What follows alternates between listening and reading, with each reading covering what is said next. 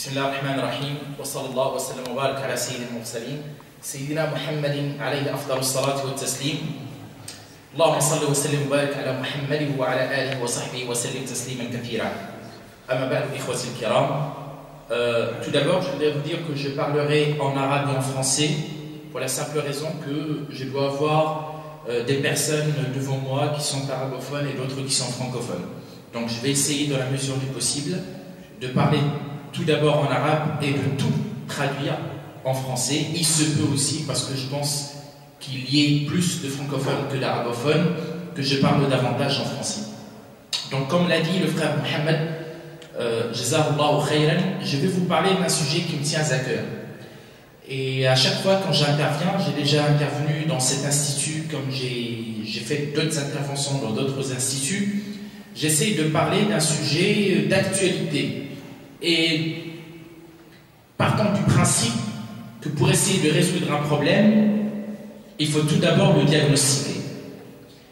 Et donc, en réfléchissant ces derniers jours, voire ces dernières années carrément, sur ce thème-là comme sur d'autres, et c'est la raison pour laquelle je l'avais choisi, il s'est avéré que, et puis je vous donnerai les preuves par la suite, que la différence et la divergence sont une règle divine. Que la divergence et la différence sont une règle divine. Et je dis ça parce que une fois on m'avait interrogé de ma compréhension de la tolérance. Qu'est-ce que la tolérance pour moi?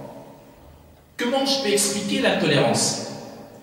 Et j'avais donné cette réponse qui est pour moi la tolérance, c'est tout simplement l'acceptation de la différence.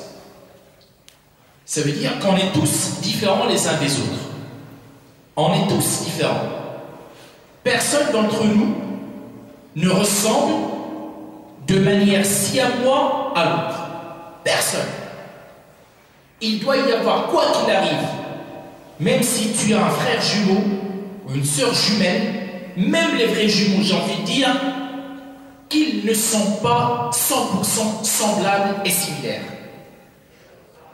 Mais le problème aujourd'hui, un problème qui est constaté et qui est, à mon humble avis, l'un des éléments qui explique cette haine qui existe dans le monde, c'est que nous voulions que tout le monde nous ressemble et que tout le monde soit comme nous.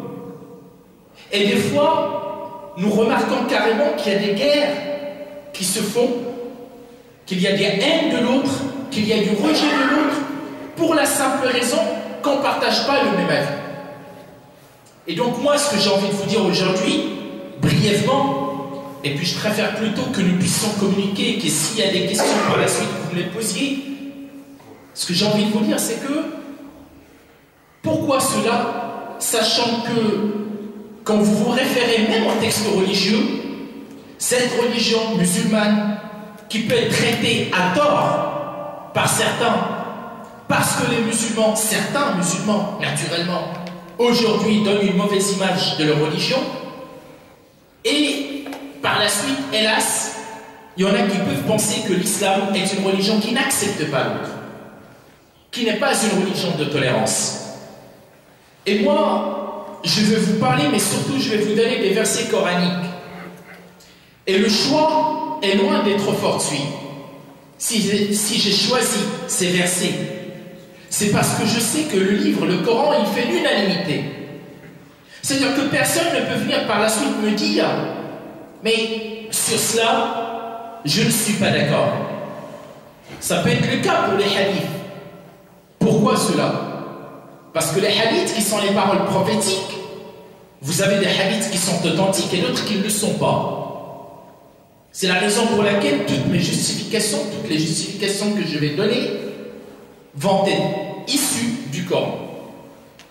Pour vous parler encore une fois, pour vous dire que la différence est une règle divine. Je n'ai pas à vouloir changer les gens. Je n'ai pas à vouloir faire de l'autre comme moi. De tout temps, il y a eu des musulmans et des non-musulmans. De tout temps, il y a eu des noirs et des blancs. De tout temps, il y a eu des grands et des petits. De tout temps, il y a eu des innovateurs. De tout temps, il y a eu des associateurs. De tout temps, les gens, ils ont été différents. Et ça, c'est une règle. Quand je dis une règle divine, c'est-à-dire que c'est Dieu qui l'a choisie.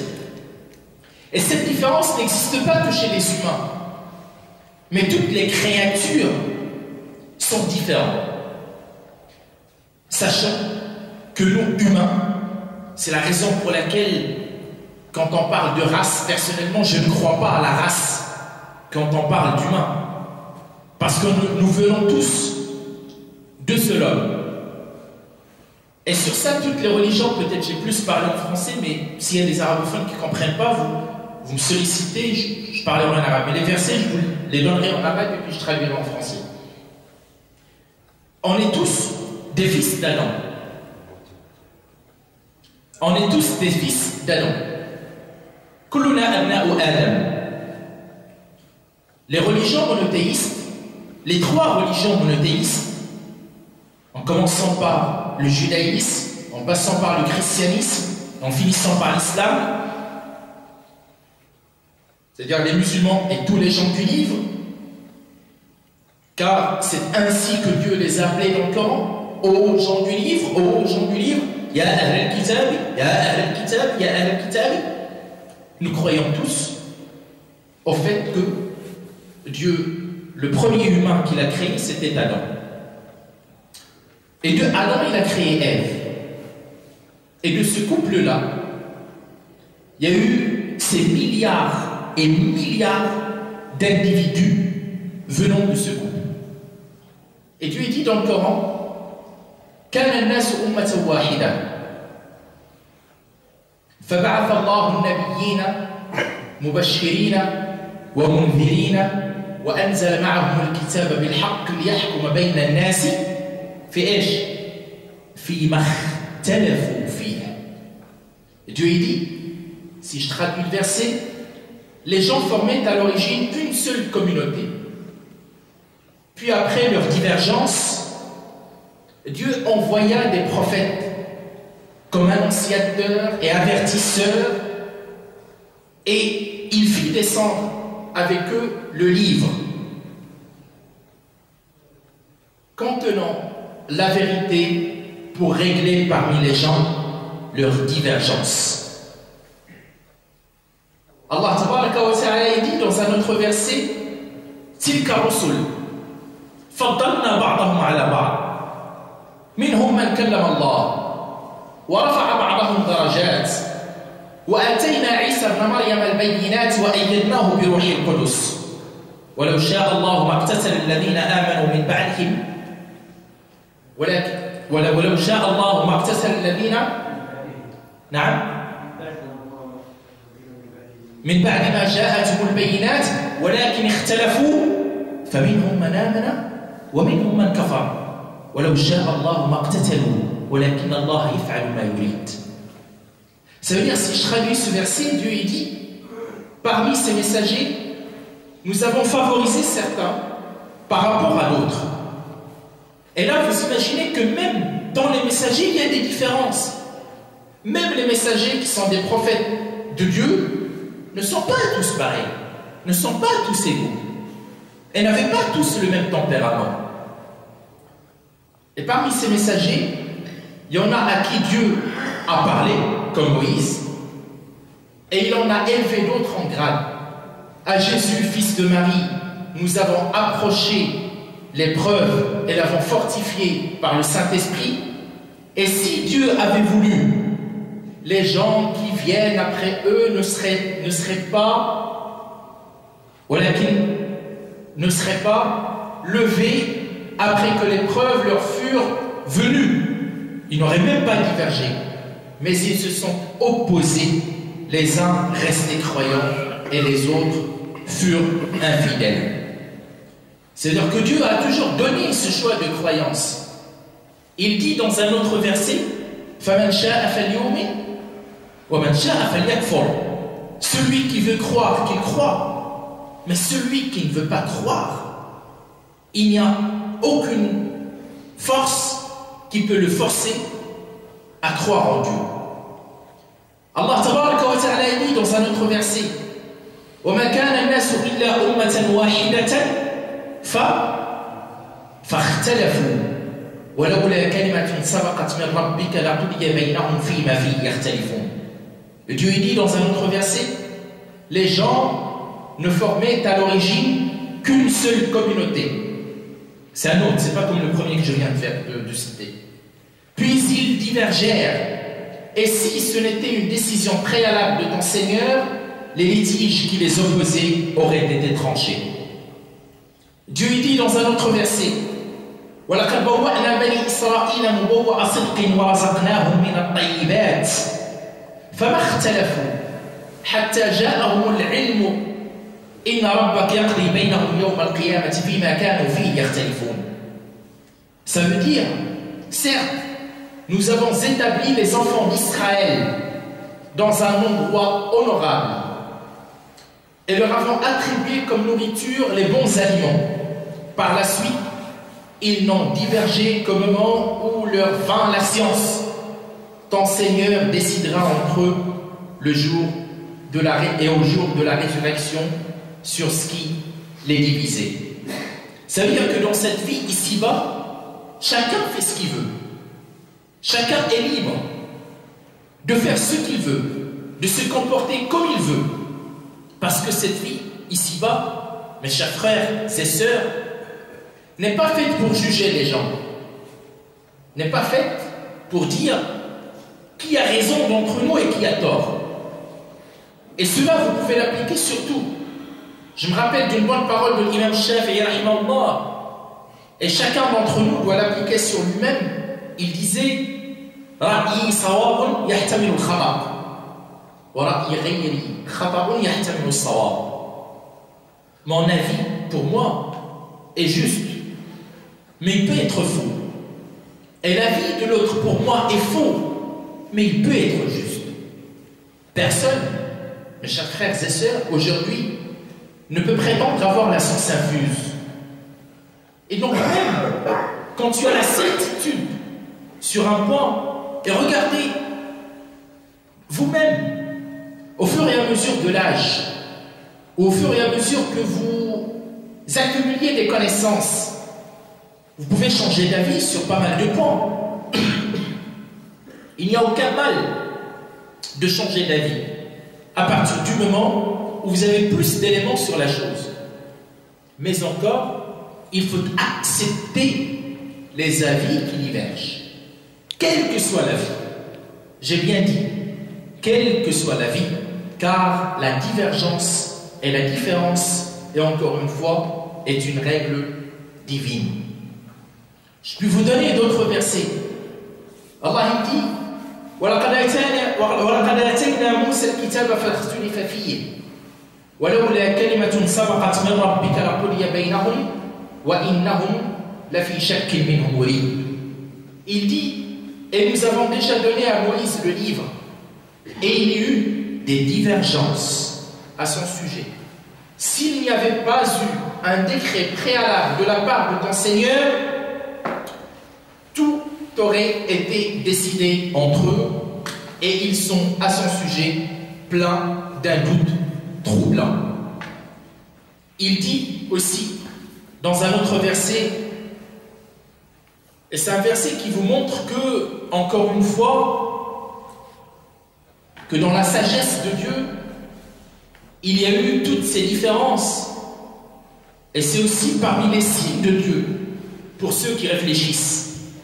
Il nous dit وَمِنْ آيَاتِهِ خَلْقُ السَّمَاوَاتِ وَالْأَرْضِ وَاخْتِلَافُ أَلْسِنَتِكُمْ وَأَلْوَانِكُمْ إِنَّ فِي ذَلِكَ لَآيَاتٍ لِلْعَالَمِينَ وَفِي رِوَايَةٍ لِلْعَالِمِينَ. Et c'est important et j'aimerais que vous méditiez là-dessus, car si je traduis le verset, Dieu dit, et parmi ces signes, c'est un signe pour ceux qui réfléchissent, et parmi ces signes, cette ayah est dans Surat Ar-Rum, les Romains. Et parmi ces signes, la création des cieux et de la terre. Parmi les signes de Dieu, la création des cieux et de la terre. Et regardez, juste après la création de la cieux et de la terre, qui est une chose énorme, il va juste après citer un autre signe qui est aussi important pour des gens qui réfléchissent, des gens doués de savoir, de connaissances. Ce signe qui est tellement important et tellement visible, parce que tout le monde voit la terre et tout le monde voit le ciel. Et donc juste après il nous dit: et la vérité de vos idiomes et vos couleurs. La variété de vos idiomes, de vos langues, sont variées, et vos couleurs, on n'a pas tous la même couleur de peau. Dieu, il aurait pu créer tout le monde noir, ou créer tout le monde blanc, ou créer tout le monde grand, ou tout le monde petit. Mais parmi ces signes pour nous, ou que nous parlions tous la même langue, ou que nous ayons tous le même dialecte, mais parmi ces signes, regardez, on est tous en France, mais il y en a qui sont d'origine étrangère, il y en a qui peuvent être plus éloignés que d'autres, il y en a qui peuvent être d'une région en Normandie ou en Bretagne, il y en a qui sont encore plus loin, d'un autre pays européen, il y en a qui sont d'Afrique, il y en a qui sont d'Asie, il y en a qui sont d'Amérique. Et malgré tout cela, on s'est retrouvés ici, sans connaissance au préalable, et nous parlons tous la même langue, mais peut-être que nous avons tous des langues maternelles. Et ça, c'est un signe de Dieu dont il nous parle dans ce verset. Et parmi ces signes, la création des cieux et de la terre, et la variété de vos idiomes et vos couleurs, et il y a en cela des preuves pour les savants fi riwaya et les univers dans une autre riwaya. Et pourquoi Dieu nous a créés ainsi, différents les uns des autres? Il nous explique dans un autre verset pourquoi cette création a été faite de cette manière. Il nous dit: Ya ayyuha alladhina amanu inna khalaqnakum min dhakarin wa untha wa ja'alnakum shu'uban wa qaba'ila lita'arafu inna akramakum 'inda Allahi atqakum inna Allaha 'alimun khabir. Dans Sourate Al-Hujurat, Dieu dit: ô homme avec un grand H, c'est-à-dire les hommes et les femmes, ô homme, nous vous avons créé d'un mâle et d'une femelle. D'un mâle et d'une femelle. Pour que quelqu'un puisse naître, il a besoin d'un papa et d'une maman.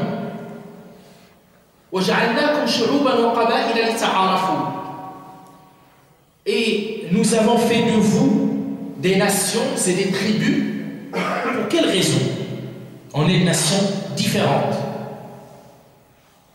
On est de tribus différentes. Chacun de nous vient de quelque part. On n'est pas tous du même endroit. Quelle est la raison? Même si nous parlons peut-être pas la même langue, même si nous avons peut-être pas les mêmes origines, même si nous n'avons pas la même couleur de peau, quel est le but de cela? Et c'est Dieu qui le dit. Lita'arafu. Pourquoi? Pour que vous vous entreconnaissiez. C'est ça le but. Malgré vos différences, malgré vos divergences. Et il dit par la suite: le plus noble d'entre vous auprès de Dieu est le plus pieux. Là, j'ai parlé des divergences qui existent entre les gens, mais Dieu a créé toutes choses différentes de l'autre, même de ce que nous consommions. Il dit: وهو الذي أنشأ جنات معروشات وغير معروشات والنخل والزرع مختلفا ألوانه مختلفا أكله والزيتون والرمان متشابها وغير متشابه كلوا من ثمره إذا أثمر وآتوا حقه يوم حصاده. معنى هذه الآية dans Sourate Al-An'am, c'est que Dieu dit: c'est lui qui a créé des jardins qui sont ma'roushat, ça veut dire très âgés, et non très âgés, ainsi que les palmiers et la culture aux récoltes diverses, et de même que l'olive et la grenade d'espèces semblables, mais aussi différentes. Alors qu'il aurait pu créer tout pareil, tout similaire. Car il dit وَلَوْ شَاءَ رَبُّكَ لَجَعَلَ النَّاسَ أُمَّةً وَاحِدَةً وَلَا يَزَالُونَ مُخْتَلِفِينَ. Allah il dit, et si ton Seigneur avait voulu, il aurait fait des gens une seule communauté. Or, ils ne cessent d'être en désaccord, ou ça peut être traduit aussi, ils ne cessent d'être différents ou divergents. ويقول الله تبارك وتعالى وما ذرأ لكم في الأرض مختلفا ألوانه إن في ذلك لآية لقوم يذكرون. ويقول الله متكلما عن النحل ثم كلي من كل الثمرات فاسلكي سبل ربك ذللا يخرج من بطونها شراب مختلف ألوانه حتى لون العسل مختلف. Même la couleur du miel est différente d'une abeille à l'autre. فيه شفاء للناس إن في ذلك لآية لقوم يتفكرون. ويقول الله تبارك وتعالى ألم ترى أن الله أنزل من السماء ماء. La même eau qui descend du ciel. N'as-tu pas vu que du ciel Dieu fait descendre de l'eau? ألم ترى أن الله أنزل من السماء ماء فأخرجنا به ثمرات. Et il a sorti de cette eau ثمرات, ça veut dire des fruits. مختلفا ألوانها, de couleurs différentes. ومن الجبال, et même les couleurs des montagnes sont différentes. ومن الجبال, et des montagnes il y a ومن الجبال جدد بيض وحمر مختلف ألوانها وغرابيب سود.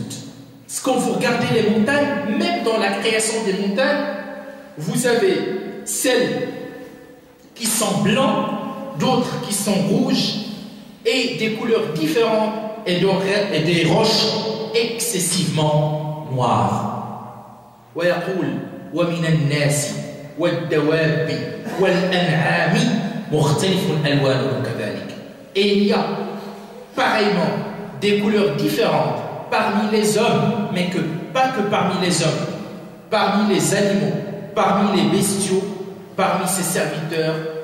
وفي كذلك إنما يخشى الله من عباده العلماء. Ceux qui sont les plus pieux des gens, ce sont ceux qui savent le plus. ويقول إنكم لفي قول مختلف.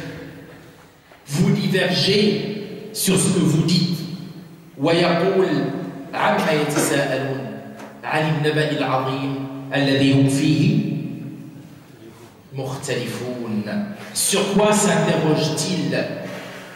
Il s'interroge sur la grande nouvelle, et même sur cette grande nouvelle à propos de laquelle il diverge.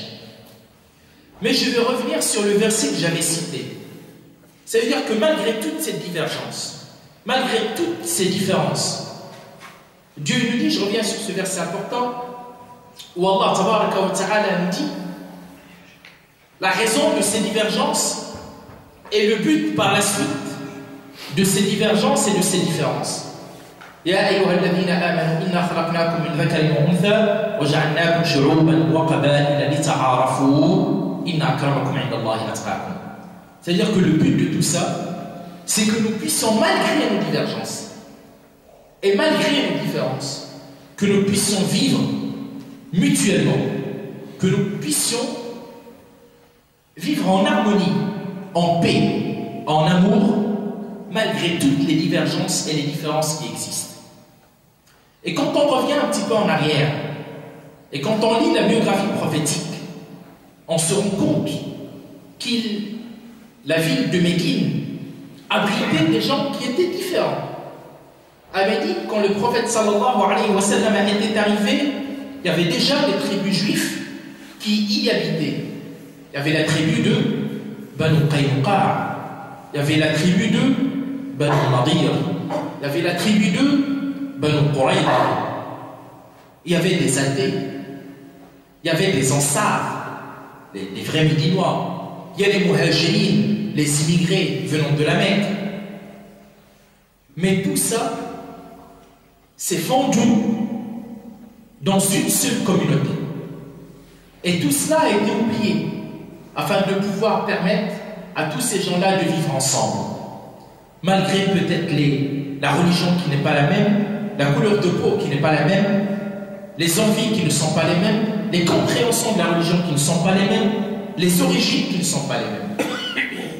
بل إن النبي صلى الله عليه وسلم كان دائما يقول لهم إذا اختلفوا في شيء وعادوا إلى تعصبهم بآبائهم وأمهاتهم, quand à chaque fois chacun se vantait de sa tribu ou de ses ancêtres, il leur disait Abida' wal jahiliya wa ana bayna dhahranaykum. Est-ce que vous parlez encore comme les gens qui étaient avant l'arrivée de l'islam, c'est-à-dire que chacun est fier de ses origines alors que je suis avec vous, et tout ça, ça doit être oublié, car il n'y a pas de différence entre les noirs et les blancs, entre les uns et les autres, que par la piété. Pourquoi je parle de cela? C'est parce que là où on est, on trouve que même dans les mosquées, hélas, même dans les lieux de culte, même en France, que ces différences nous posent actuellement, posent à certains problème. C'est-à-dire que nous n'acceptons pas l'autre comme il est.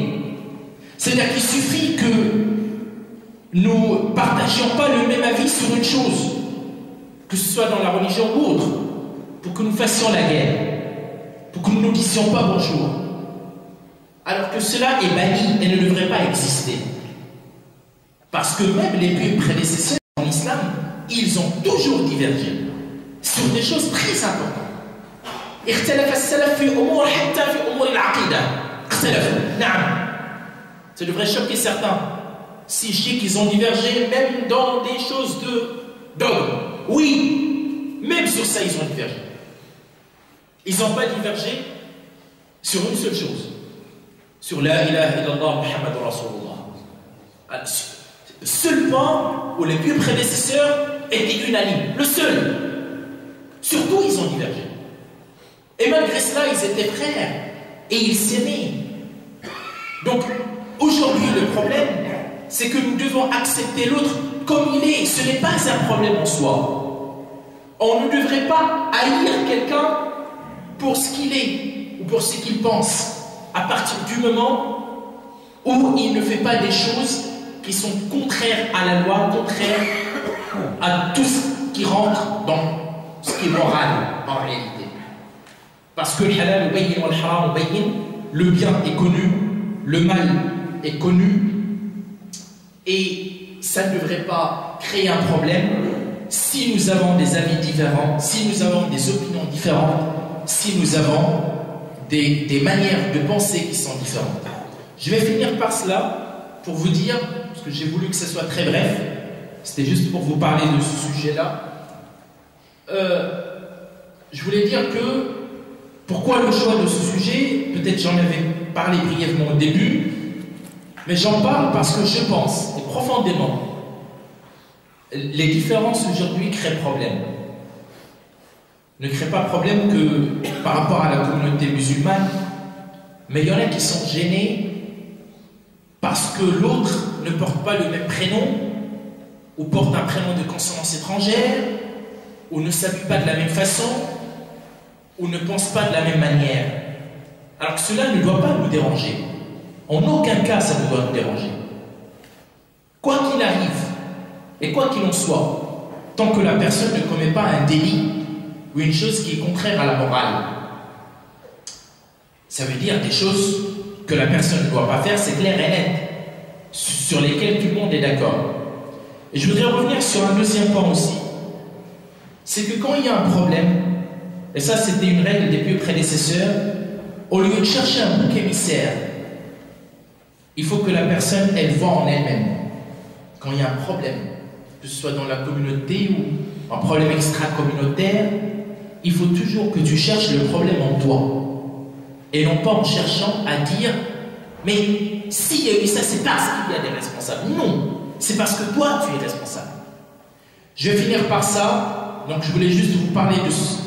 Je n'ai pas voulu rentrer dans trop de détails pour vous laisser aussi un petit laps de temps pour des questions si on a imposé, à condition que je préfère que ce soit les questions sur le sujet et non pas sur un autre sujet. Je n'ai pas voulu parler non plus de la divergence jurisprudentielle qui existe et qui ne doit pas poser problème. Et sachant que ces problèmes-là sont posés pour des gens qui ne sont pas doués de savoir et de connaissance. Plus la personne est renfermée, plus la personne est radicalisée, plus la personne n'accepte pas l'autre et ne tend pas la main vers l'autre. Mais une personne qui est douée de savoir et de connaissance et qui n'a rien à se reprocher, bien sûr, qui tendra toujours la main vers l'autre.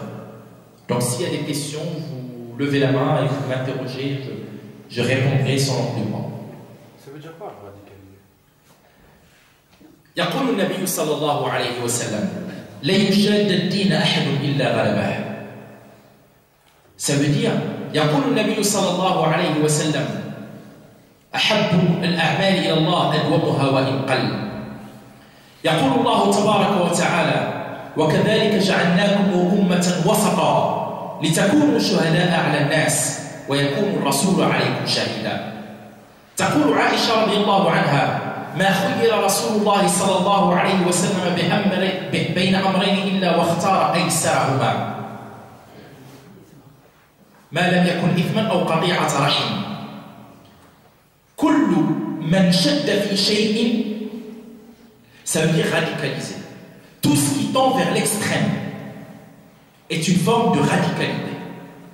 L'islam est une religion de juste milieu. Ni l'excès, c'est-à-dire n'en fais pas trop et n'en fais pas peu. Et c'est ce qu'on appelle al-wasa. Al-wasariyyatu fi kulli shay, fi kalamillah wa fi kalami rasulillah sallallahu alayhi wa sallam. Le prophète sallallahu alayhi wa sallam a dit dans un hadith authentique, je vous demande de le vérifier, halaka al-mutanatti'un. Ils se sont égarés, ceux qui en font trop. La radicalisation, ça veut dire l'abus. L'abus que ce soit en plus ou en moins. C'est ça la radicalisation. Dans quel domaine il Non. parlait? Ils en ont fait trop dans quel domaine? Dans tous les domaines. Vous voulez que je vous donne des exemples? Je vais vous traduire. Il y a 3 personnes qui sont venues voir le prophète sallallahu alayhi wa sallam. Le premier, il a dit Amma ana fa'aqumu al-dahra kullahu wa la arqud. Moi, je fais la prière toute la nuit, je ne m'endors pas. Le deuxième, il a dit, je traduis directement en français, moi, je jeûne toute l'année et il n'y a pas un jour où je mange, c'est-à-dire où je ne fais pas le ramadan. Et le troisième, il a dit, quant à moi, je ne me marie pas des femmes. Le prophète sallallahu alayhi wa sallam a dit, Ama wallahi inni la atqakum lillah. Je suis le plus pieux d'entre vous. Donc c'est dans la pratique. Même pas que dans la pratique. Le plus pieux d'entre vous. Les 3 exemples, c'est la pratique. Oui, les 3 exemples, c'est la pratique. Ama wallahi inni la atqakum lillah. Walakinni usalli wa arqud. Je suis le plus pieux d'entre vous. Mais malgré cela, je prie et je m'endors. Wa asum wa uftir. Je fais le ramadan et il m'arrive de ne pas le faire. Et je me marie des femmes. Quiconque qui choisit autre chose que ma sunna, que ma méthode, ne fait pas partie de ma communauté. Mais pas que dans la pratique. Oui. Je fais le jeûne, mais c'est pas le jeûne. J'ai dit quoi? Le ramadan, peut-être le ramadan. Oui, oui, pour que les gens comprennent. Le jeûne, oui. Oui, je sais pourquoi je dis le ramadan. Oui, oui, non, dans la traduction, on peut le dire. C'est pas que dans la pratique. C'est pas que dans la pratique, tout à fait, dans toute chose. Le prophète sallallahu alayhi wa sallam dit dans un autre hadith, je vais vous donner un exemple, pour voir que l'égarement peut arriver pas que dans la pratique. Toute personne qui fait la chose sans science peut s'égarer. Après, vous allez me poser la question, même si elle a une bonne volonté, elle peut s'égarer. Le prophète sallallahu alayhi wa sallam dit dans un hadith, en parlant de Khawarij par exemple, il dit, dans un hadith authentique, il y aura des personnes, il y aura des personnes qui font la prière plus que les compagnons. Et ils font plus de jeûne que les compagnons du prophète.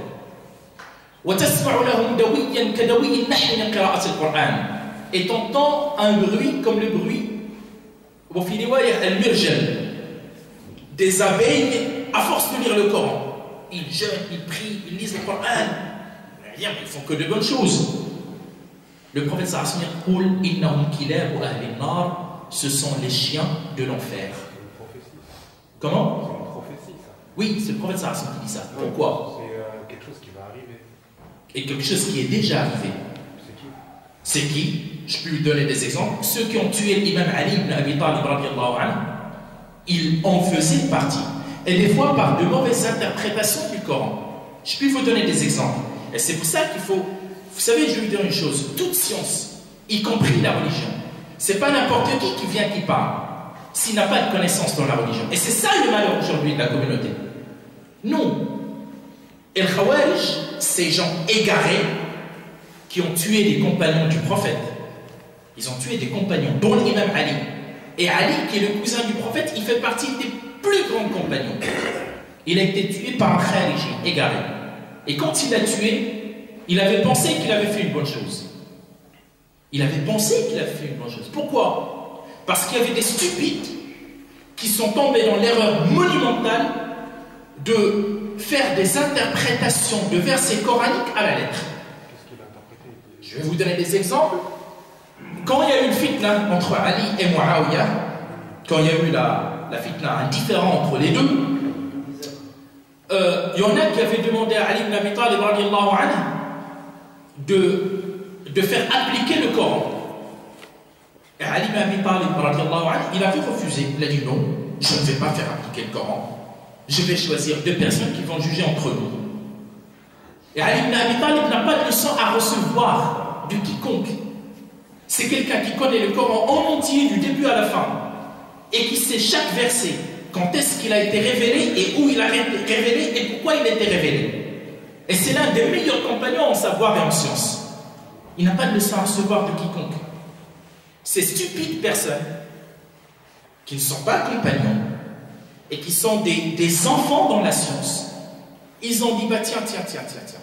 Et Dieu dit dans le Coran que celui qui ne veut pas appliquer ce que Dieu a décrété, a légiféré, devient mécréant.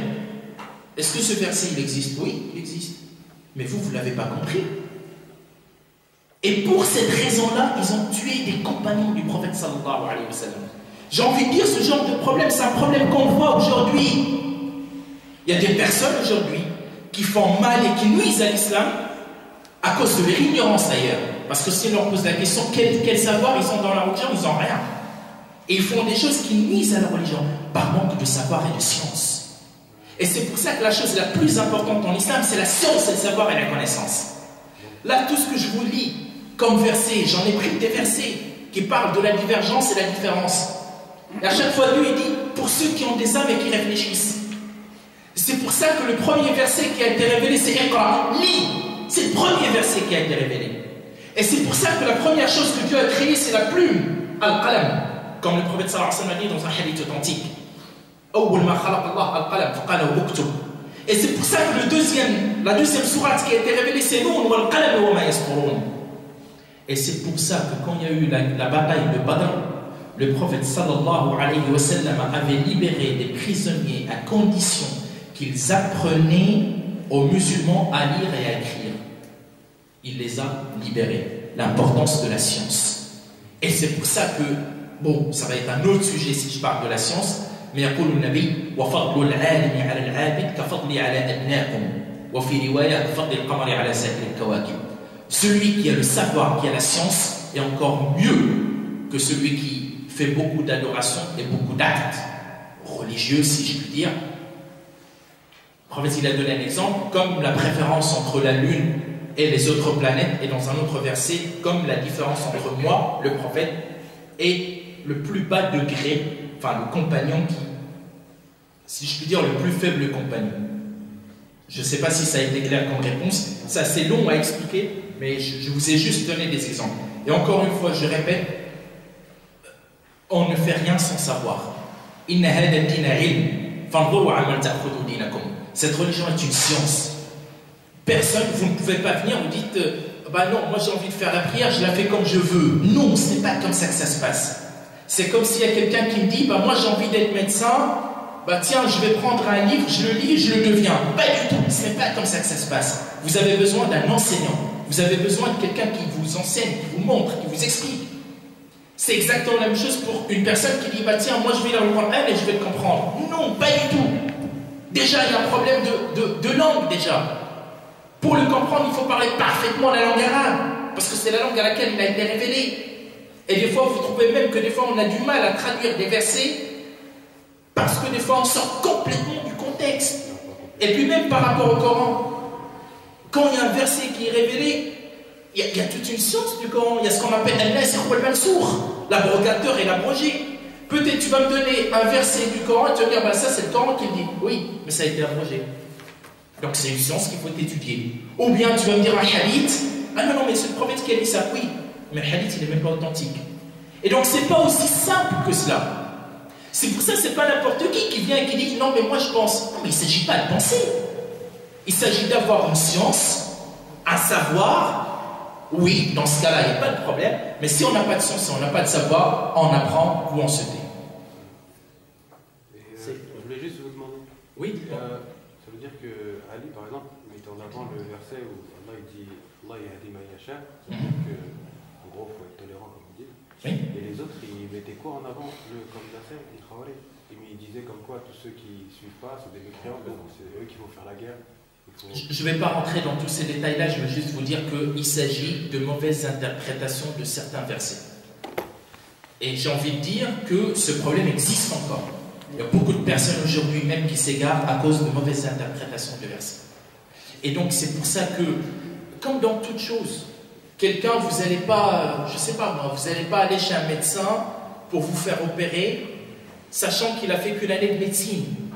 C'est des choses qu'il faut... Allah tabaraka wa ta'ala dit fas'alu ahla al-dhikr in kuntum la ta'lamun. Si vous ne savez pas, allez demander aux gens qui savent. S'il y a une question, une autre question, on termine. Je crois que je voulais juste rajouter pour un petit peu.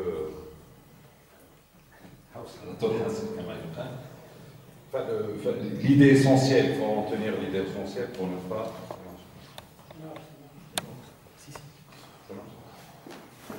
Pour ne pas un peu sortir du sujet ou des questions qui... Pas l'idée essentielle quand même pour sensibiliser un petit peu de tout ce qui a été dit sur le sujet de la différence. Et la divergence parce que, pourquoi j'ai dit tout à l'heure que c'était un sujet le bienvenu, parce que on est vraiment... moi je crois qu'on baigne dans ce genre de problème. Je dirais même dans le marécage. On baigne dans le marécage à cause de cette...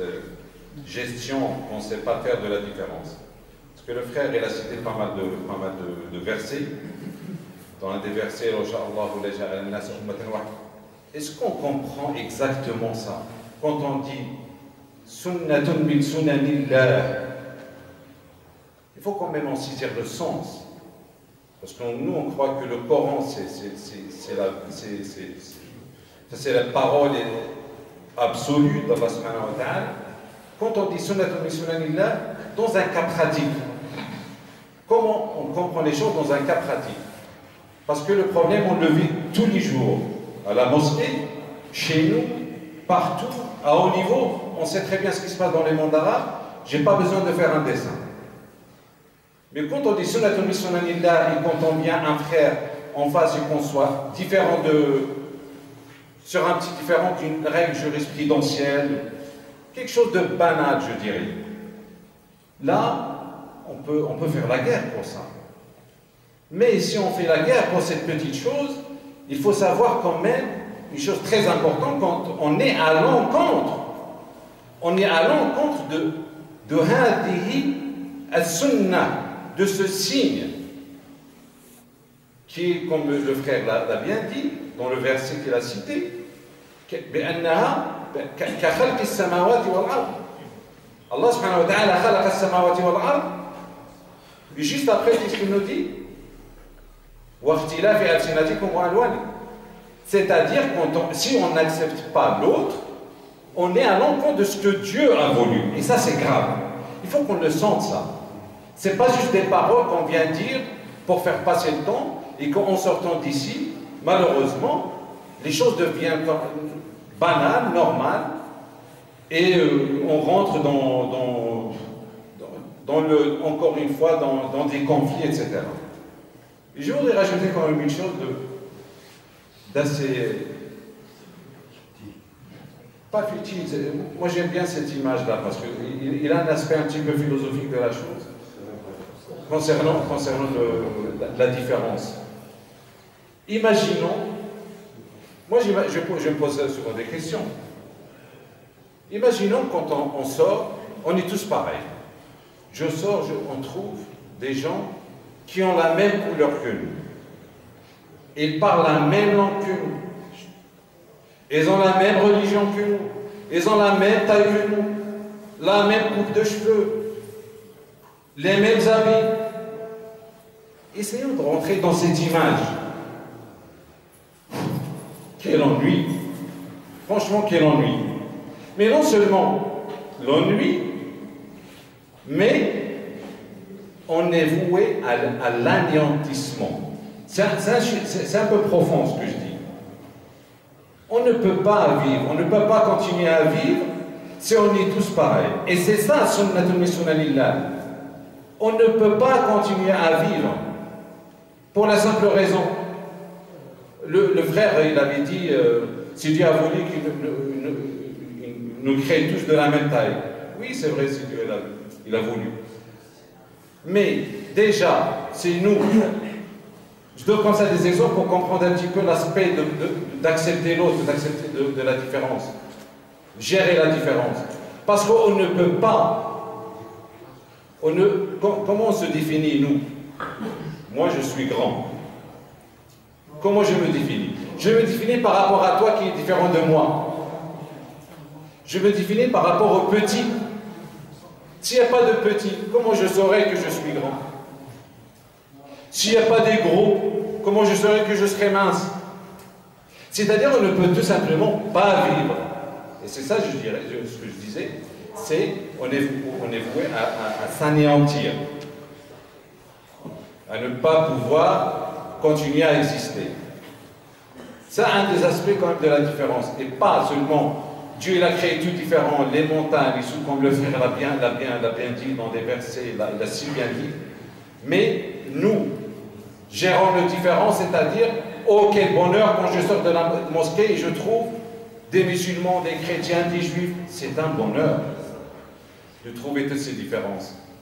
C'est un bonheur de... Moi, franchement, en 20 ans, en 25 ans, 30 ans, j'ai des amis, des frères avec qui j'échange. Mais, je vous dis quelque chose, les frères que j'ai gardés pendant 20 ans, mais vraiment des frères intimes, c'est des frères avec qui je suis en différence perpétuelle, je dirais, tout le temps. C'est-à-dire avec qui on ne pense pas la même manière. Et c'est ceux-là que j'ai gardés vraiment de manière assez naturelle. Voilà, tout ça pour dire, voilà, il faut comprendre quand même je donnerai le frère pour conclure, que cette gestion de la différence, il faut la comprendre de manière existentielle. C'est-à-dire, si on n'accepte pas l'autre qui est différent de nous, on ne peut pas continuer à exister, et encore moins. Et parce que quand on vient à la mosquée, on n'accepte pas le frère qui est différent de nous, qui pense pas comme nous. Je dirais franchement, Wallahi la khasirun. Wallahi la khasirna ad-dunya wal akhirah. Comment je pourrais venir à la mosquée et croire que j'ai quelque chose dans mon cœur par rapport à mon frère?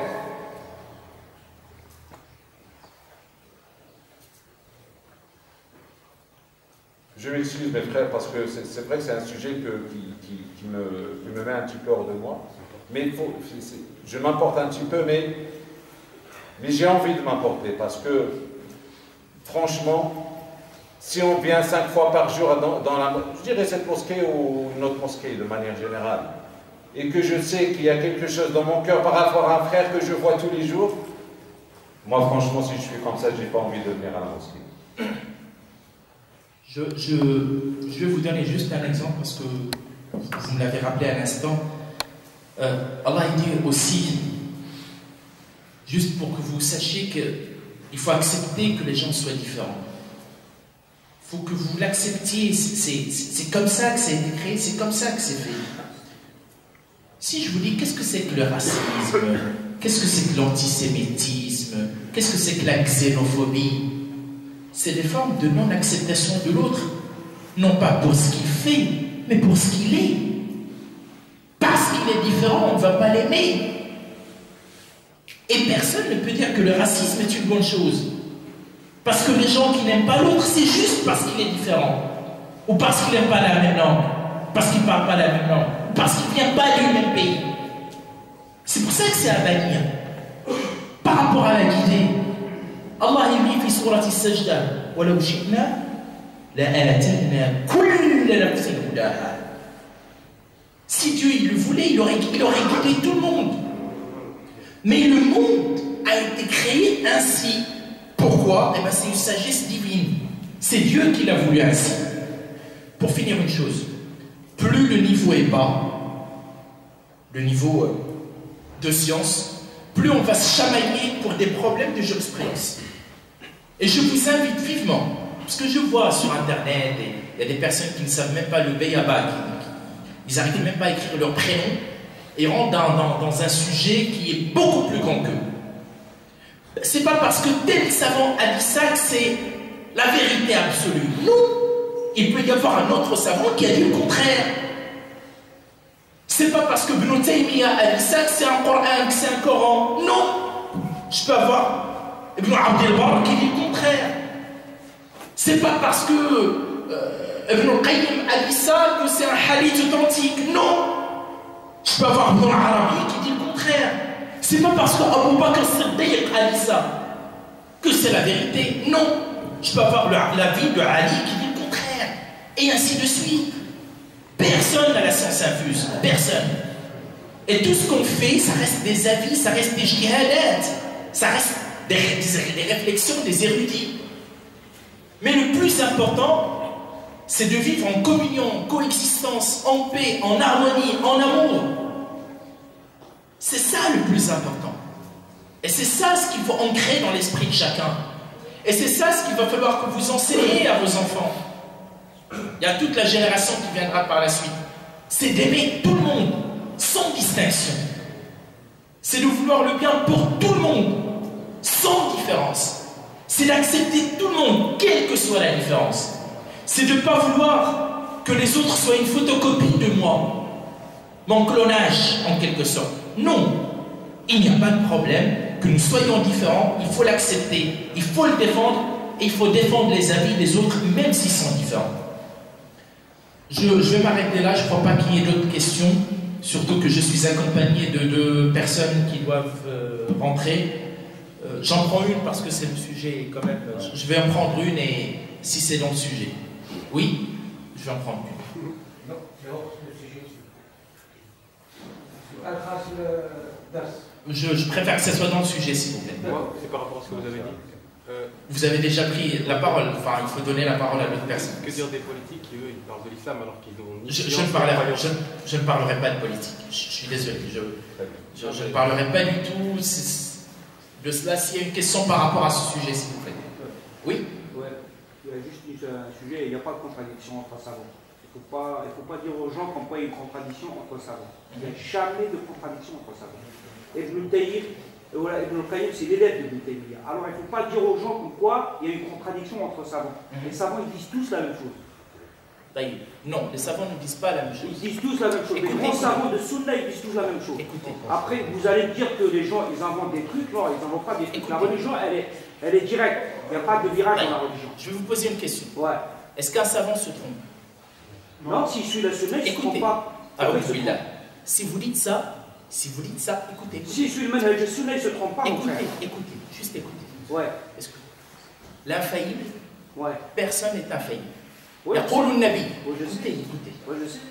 Écoutez.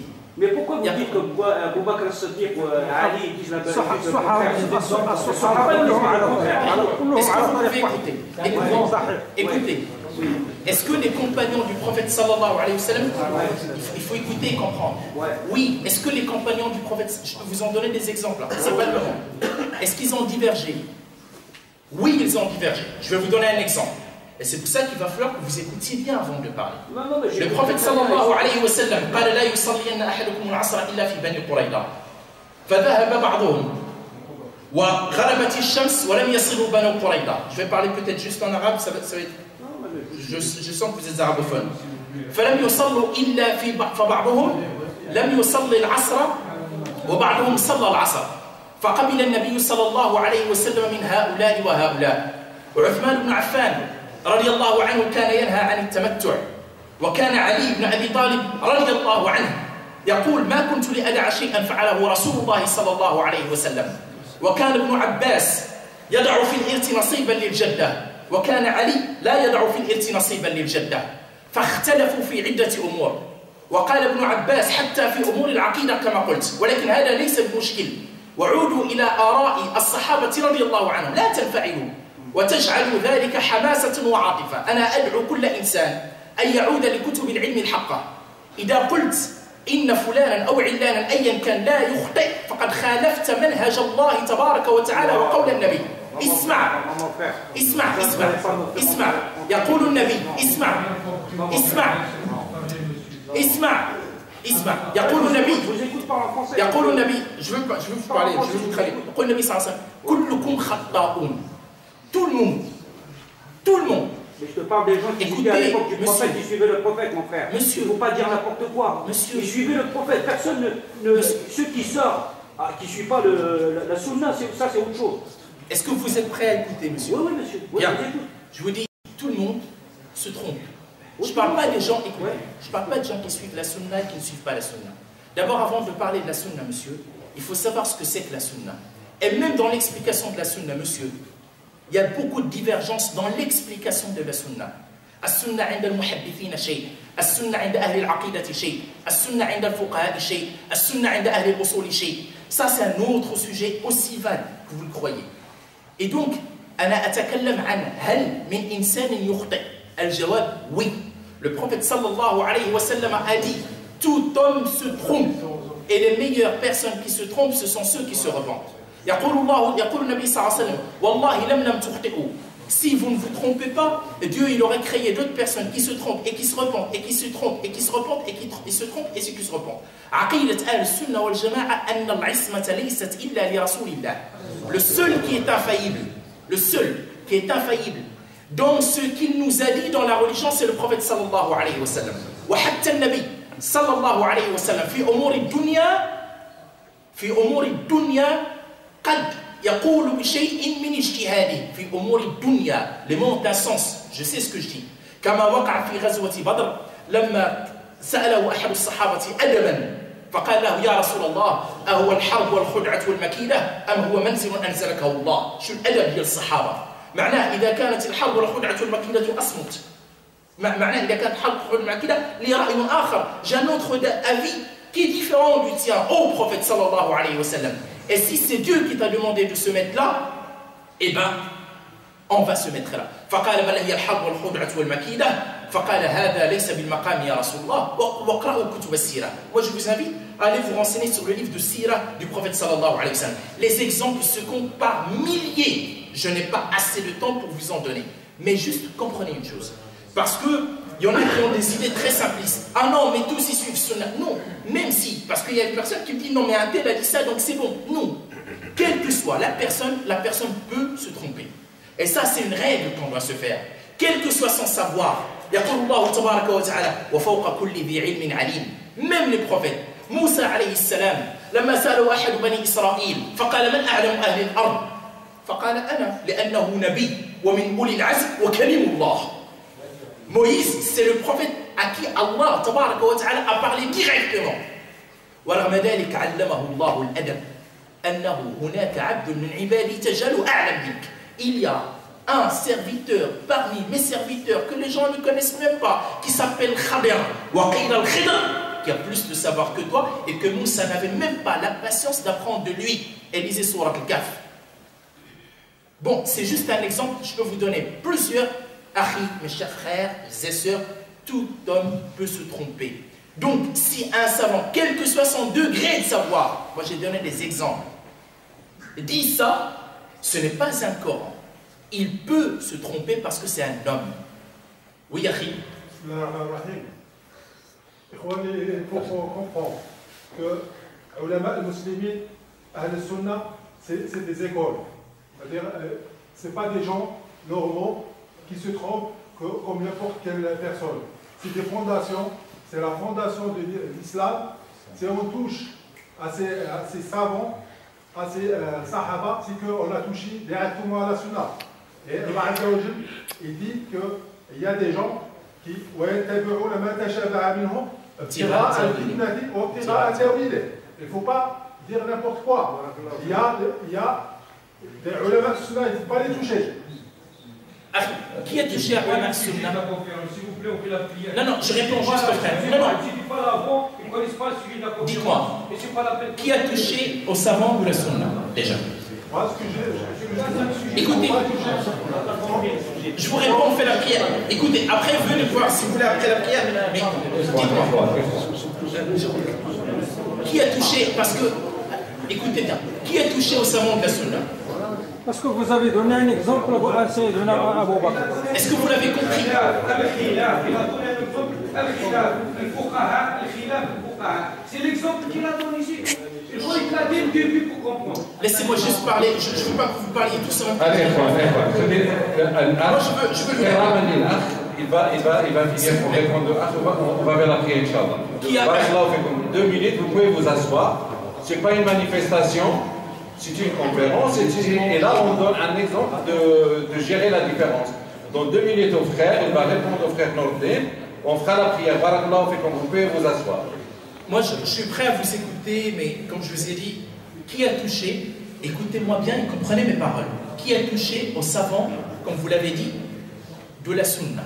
Qui a touché à eux? J'étais en train de dire qu'il se trompe, donc alors c'est normal. Qui se trompe? Oui, je le dis. Il se trompe pas. Fadda, je suis prêt à vous écouter, monsieur. Dites-moi. المشكل في الكلام c'est que الناس الذين يسمعون سيسمعون أن الصحابة أو العلماء المسلمين يخطئون فهم كمثل غيرهم. Donc là, لا نستطيع اسمح لي وقياسا لا نستطيع أن نقارن بين عالم جديد عن حياته يعني تجربة وحياته علم وبين إنسان جاهل لا يعلم من العلم شيئا. طيب, est-ce que je peux vous répondre? Est-ce que vous m'avez vu وشفتني يا أخي أنني قارنت بين الله تبارك وتعالى يقول في القرآن لا يمكن أن نقارن أبدا. والله تبارك وتعالى يقول يرفع الله الذين آمنوا منكم والذين أوتوا العلم درجات. والله يقول وفوق كل ذي علم عليم. والله يقول قل هل يستوي الذين يعلمون والذين لا يعلمون. والله يقول إنما يخشى الله من عباده العلماء. إذن هذه ادعاء. أنا ما قلت أبدا أن العالم كالجاهل، هذا لا يستقيم ولا يقول به من قرأ كتاب فقه واحد. لكن ما قلت وأقوله ولسنة ولعقيدة يجب أن تكون عقيدتك، لأنه من يدعون الدفاع على السنة ويقولون بالعصمة فليسوا بسنة. العصمة لا يقول بها أهل السنة. أعطيني عالم سني واحد يقول بالعصمة لأحد من غير رسول الله صلى الله عليه وسلم. أعطيني عالم واحد. أنا جو مي ديفي، أعطوني عالم واحد يقول بالعصمة لأحد دون رسول الله. السؤال: هل أحد من البشر يخطئ؟ الجواب: كل البشر يخطئون، كلهم إلا من عصم الله سبحانه وتعالى، ولم يعصم الله تبارك وتعالى إلا نبيه صلى الله عليه وسلم. طيب، ما أردت أن أشرح للناس لأن هناك فتنة يقول بها الناس ويأتونني وأنا أشتغل في الميدان الديني رغم صغر سني كما قد يتوهم البعض منذ زمان، منذ أمد طويل أشتغل في هذا الميدان. قد يأتيك أحدهم، واسمعوا كلامي جيدا ولا تنفعلوا ولا تعطوا قلوبكم للحماسة، قد يأتيك أحدهم برأي فلان، رأي فقهي.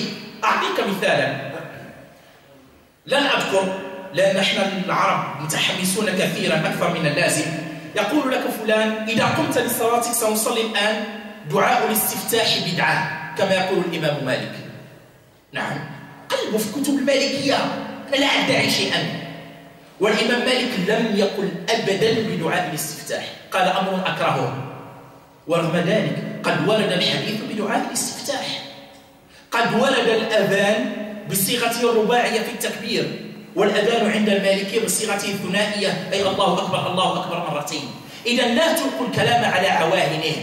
الخلاف الفقهي واقع حالا ومقالا منذ أول الإسلام إلى اليوم وسيبقى. ما هذه المدارس الفقهية إلا اختلافات بين الفقهاء، لا مشكل ولا مشاحة في ذلك أبدا، لكن لا تقولني ما لا أقول. ليست العصمة لأحد إلا رسول الله صلى الله عليه وسلم، وكل الناس أخطأوا كلهم دون استثناء. هنا أكمل، لا بد أن الكلام قد اتضح، فمن أراد شيئا فبعد الصلاة إن شاء الله بعجالة، لأنني كما قلت وبالله عليكم هذه نصيحة أعطيها لكل الإخوان، لا تنفعلوا مع الحماسة، عودوا إلى كلام العلم. اللي بغى يجي يتكلم معايا بالعلم بالقرآن وقال فلان وقال علان وقال الله وقال رسوله، مرحبا، أنا نخلي الرقم ديالي عند الأخ، واللي بغى شي حاجة حتى من بعد اتصل بيا مرحبا، ولكن ما يتكلمش إنسان بجهل، عارف شي حاجة، عندك علوم دينية شرعية جي تتكلم معايا، كنتي باغي تتكلم بجهل لا. أقول قولي هذا واستغفر الله لي ولكم، وصلى الله وسلم وبارك على سيدنا محمد وعلى آله وصحبه وسلم تسليما كثيرا. هذا وما كان من صواب فمن الله وحده، وما كان من خطأ أو سهو أو زلل أو نسيان فمني ومن الشيطان، والله تعالى ورسوله من ذلك براء. وصلى الله وسلم وبارك على سيدنا محمد.